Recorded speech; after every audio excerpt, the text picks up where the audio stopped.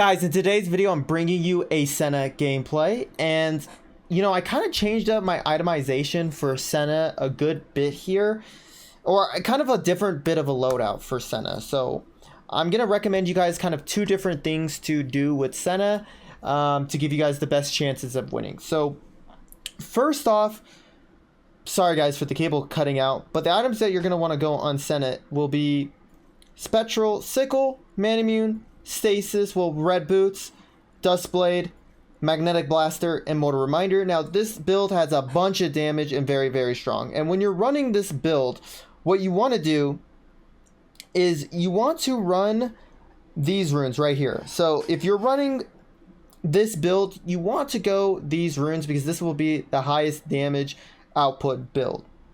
Now in this game, I had to play a bit of a tankier Senna. So I had to run this. I had to run these runes. And not only that, I was against a really heavy AD composition. So what I ended up doing instead of going Duskblade is I went Iceborne Gauntlet, second item, and it provided a lot of value for me. So that is kind of the two build paths and itemization for the runes as well. Like for those are the two rune pads and the two like build paths that you can go for Senna to give you kind of the best outcome for winning. And for the spells, you're going to want to go heal and flash. So with that, let's hop right on into the rest of the video. All right, so we are now in the gameplay, guys. And so Senna, I'm not going to lie, is kind of tough, I would say, in this meta to play. Like, I don't even know like if she's really like one of the best picks to go these days, but I really wanted to make a Senna gameplay because they buffed Kraken Slayer, which is amazing. And we decided to rock Seraphine Senna as a combo to see how well that would work. And we are up against a Vayne Nami, which is honestly not a pretty decent matchup. It's not the worst matchup. It's pretty decent for us. So with these runes, I'm running the defensive runes since I am playing more supportish than as like if I was playing with a tank like a Nautilus, a Gragas, a Galio who's going tank, you know, then or an Ornn as well. Playing fasting Senna with Ornn is also a lot of fun.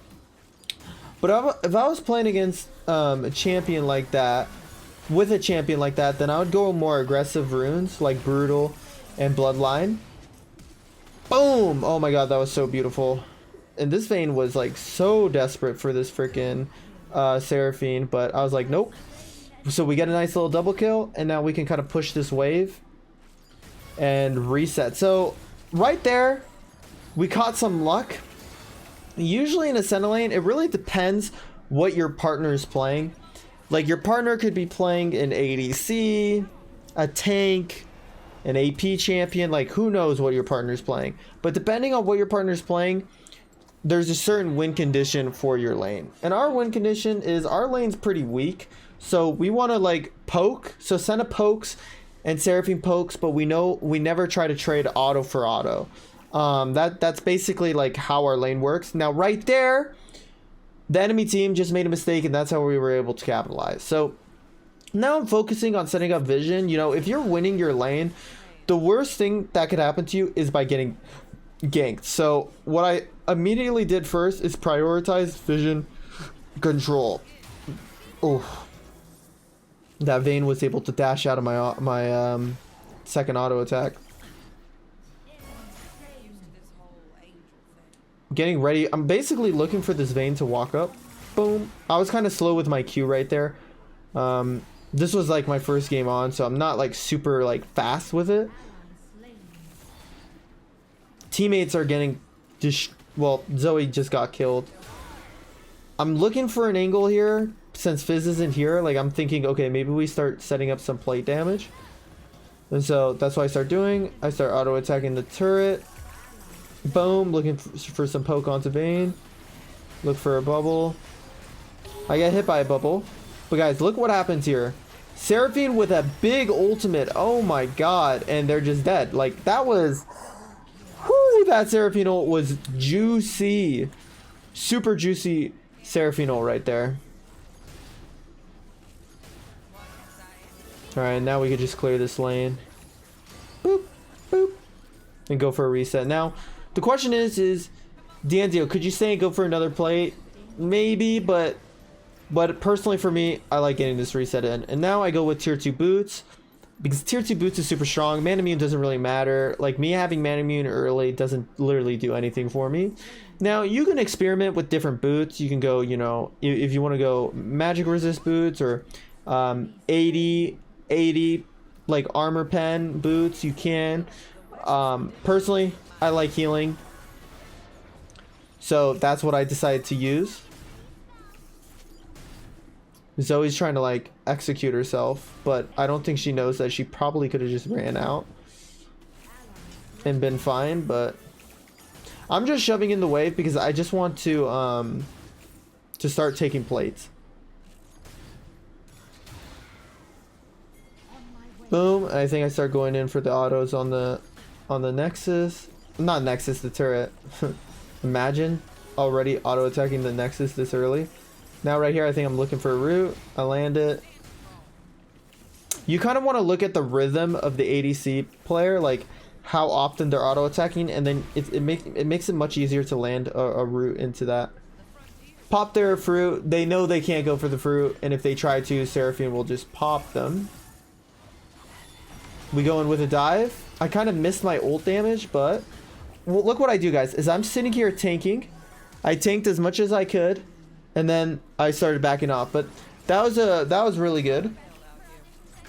And now we're able to just shove in the wave, which is perfect. Like, we want to get this wave in. And now we have to worry about this dragon.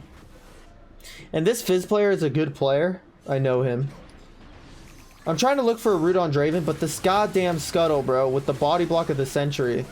I healed the Zoe, and literally, I mean, the Fizz had to flash away. So that was really good because the jungler and the mid laner are in duo queue, so it's really good that we're able to kind of win this against the jungler. Like, this is big. Now our teammates are pinging that they want to contest the Rift Herald, but they're so dumb. Like, I don't get why teams more like junglers do this. There's literally zero reason to contest Rift Herald if you're taking dragon. Like, there's literally no reason. Like, why now you just get yourselves killed, and then now they can just take mid without using Rift Herald, and it just never makes any sense why junglers do that. Like, okay, if you're winning really hard, then you can do that, but like, there's no reason to be that greedy for double objectives like that, because most of the time what happens is the team rotates the rift and you get destroyed. Like, simple as that. That's usually what happens. Now this Draven, look at this Draven, level 9. I was kind of stupid right there, and I ate that ultimate damage, but I got the kill. That looked a little bit sus. If I lost that 1v1, I would have been so sad, and I just got popped right here. Like, what? Honestly, had no clue Fizz was there. I had no idea Fizz was there. Like, even looking at it back, like, I really don't think I saw Fizz on the minimap. Like, he was hiding in between the bushes, and somehow we had no idea. Or I really don't think I saw him there, so I kind of got surprised. So right there, I was building straight at Dirk, but then I realized they have Vayne, they have Lucian, they have Draven. Iceborne Gauntlet's not bad here. So I decided, okay, we're going Iceborne. We are going Iceborne for some tank and for some armor. Even though Fizz is very strong and can pop us, I just felt like, okay, I want to build a little bit more tankier and see how that goes. I come up to help here. I mean, this Draven is egoing it. And yeah, so okay, number one, I was spamming my Q, and I should have just dragged it on the wave to proc it. I was just trying, I really didn't want to like miss it, so I was just trying to get closer to Draven to land it. And then I was trying to use my root and flash backwards to create space. But it didn't work, and we ended up getting double killed. So now you're probably looking at this game and saying, this is so over. Like, this game is so over. And I actually agree. Like, this game looks like GG. Like, this is, I mean, our Jace is dead again. Like, it's actually looking pretty bad. But the cool thing about Senna is she's a late game carry, and so all you gotta do is not lose too hard in the early game. Now, the only problem with what happened topside to me and Seraphine is that I died and used flash. So the good rule of thumb, guys, with flash as an ADC is when you use your flash, you survive. If you use your flash and die, you did something wrong.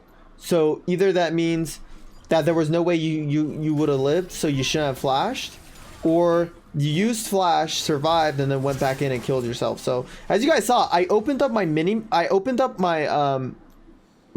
shop, and during the time I opened up my shop, my Seraphine got one-shotted. So this game's looking horrible, actually. Like, I kind of forgot how bad this game went, actually. But yeah, that's a good rule of thumb for ADC. So I should have just died there to the Fizz. Like, I should have just died, and not used flash. But me using flash and dying is really bad. So yeah, now I'm just trying to farm some camps because the Pantheon was gonna take it anyways. And now we got to get ready for this dragon. So we got the first dragon off of a really good play. You know, I mean, they shouldn't have tried even contesting dragon because we were stronger. But we kind of catch a break here, guys. Watch. Just watch this. We kind of get lucky and catch a break. So I come mid.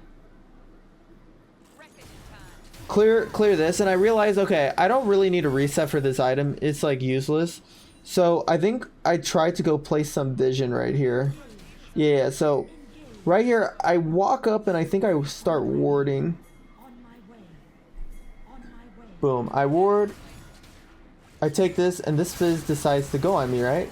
So then I ult, boom, and he died, and I got 800 gold from that. So that was what a crazy thing. So now we're getting second dragon, and I got a little gold bounty. And watch this, guys. I'm the GOAT. Call me the GOAT. Who else does that? Who else W flashes? Oh my god, I deserve a freaking golden medal for that. That was the big turnaround play right there. Like, look at that. Boom. That's called ADC div. That's called taking the game in your own hands and making a freaking play. And also making a huge play off of the enemy team making a mistake. So amazing. And now I'm super tanky. Now I'm super tanky. Vayne flashes and they use Nami ult to kill Seraphine. Now look what happens to me. I'm like overextending, and then I get hit by a bubble and I'm like, oh, I'm dead. But my Pantheon bails me out. Thank God. I actually cannot believe I almost got messed. I can't believe I almost died there. I mean, I had stasis. So technically what you should do there is stasis the bubble. If you are in that situation, you should stasis the bubble. Fizz goes on Pantheon. Pantheon's dead. I'm like, okay, I'm gonna reset. I'm not gonna lie, guys, if you're against a Fizz that's really fed, don't reset like this. This is still like, that Fizz could come back and pop me, so that's not good. I mean, the game's still looking sus, but we got 2 dragons, which are essentially useless. I'm not gonna lie. Stacking dragons unless you have soul is useless, and plus unless the soul is dragon infernal soul like it is in this case, this is the only time it's good. Fizz died. I'm not sure exactly what he was doing. Zoe should be running to me, but she's running away, so I can't heal her. I mean, I decided to look for a snipe, but I mean, I wouldn't have been able to get a kill. So I see that this Draven's trying to overextend. Can't believe I'm against a mid Draven. Like, that's so wild. I mean, literally they're the Draven. I don't even know what's going on. But now we can start Baron because, you know, they show top. We killed 2. I mean, this is just free from this point.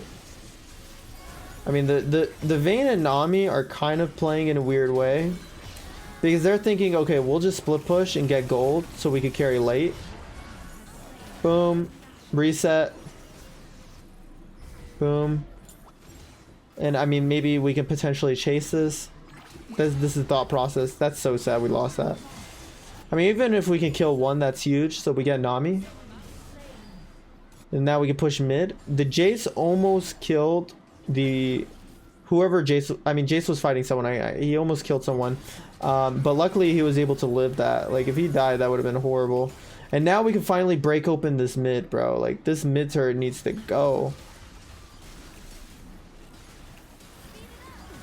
Now, I should have looked for a route earlier, but, like, I was kind of not thinking. Nami with a big ult. I mean, Seraphine with a big ult. Boom. Amazing. And now we can just push the next turret. I mean, basically right here, we're trying to end the game, like, completely. We want to take advantage of the fact that we have this Baron. Two are dead. I mean, Lucian tried to look for a play. And man, look at that. I mean, I could just 1v1 the Lucian. If I went a squishier build, I would never be able to trade auto attacks with Lucian like that. Unless I'm super, super fed. I mean, I didn't even need to use my ult. We just end the game. Like, we literally just ended the game. So, that was a pretty wild one. And, you know, it could have gone either way. I got really lucky with the mid game at the second dragon. And off that play, we were able to catch a victory. So anyways, guys, hope you guys did enjoy the video. Let me know what else you guys would like to see in the comments. And sub up if you're new here. Peace.